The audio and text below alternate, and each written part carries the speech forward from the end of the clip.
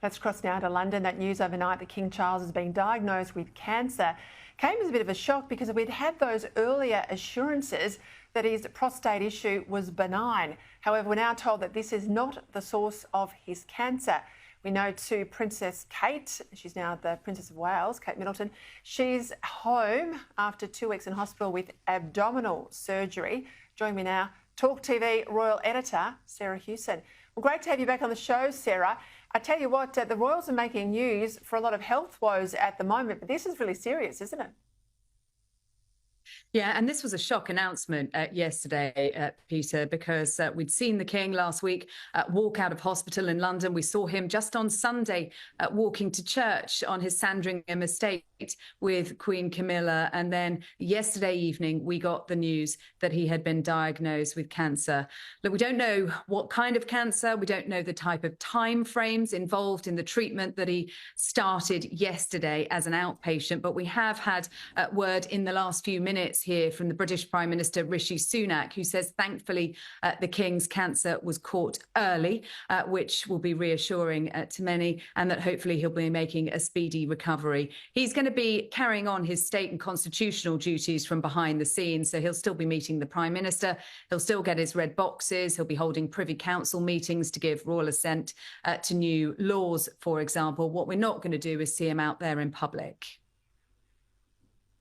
We know that Kate was in hospital for 2 weeks. Now, that is serious in the modern era, particularly when she could go home with the best nursing care in the world. So we still don't know what the origins of her illness is. She's out till Easter. I assume we're talking about chemo here with the King. We don't know how long he's out. Who's going to step up in his absence? And this talk too that Harry's on his way home. What's that all mean?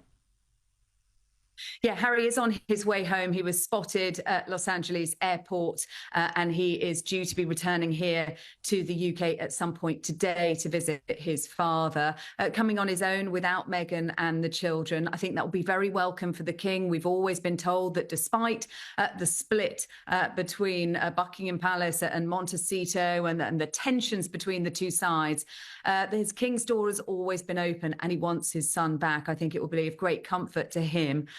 What we're not so clear on is whether Prince William will be as welcoming of his brother's return. Look, these are two boys, two brothers who lost their mother, who are now facing the diagnosis of their father with cancer. You can only hope that an event like this serves to bring families back together, and this might be the start of some kind of rapprochement, but those wounds run deep. And Prince William, as you mentioned, has a lot of challenges on his hands. He's got to step up to fill in some of the King's duties while also looking after his wife Kate at home and trying to give some kind of normality to their 3 children while she is out of action until April.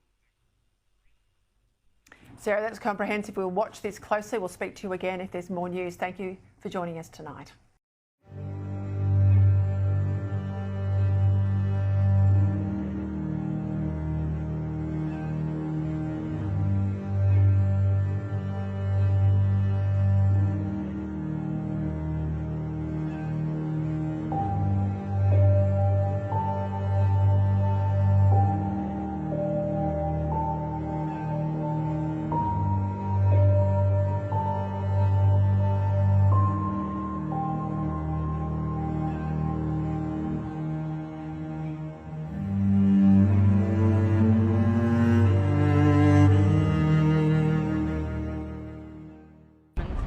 I think it's very sad. I think it's that, you know, it's coming a year after the coronation.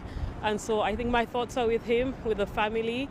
I hope that they're all able to rally together and, yeah, that he gets well soon. That's so sad. I mean, you would think that of anybody, but I wish him well. I wish him well.